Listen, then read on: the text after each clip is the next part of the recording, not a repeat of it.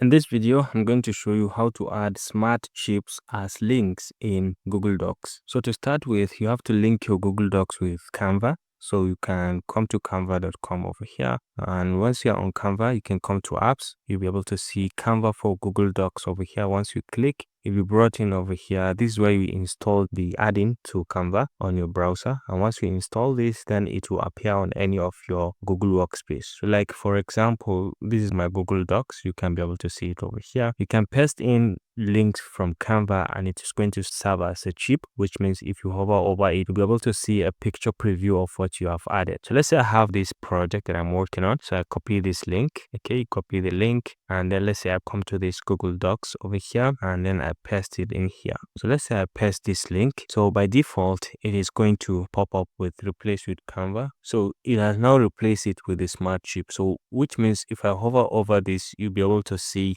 the image of what is actually on that particular project. Okay, so this is how to link your Canva to your Google Docs and even make your links to serve as a chip. If you found this helpful, please leave a like.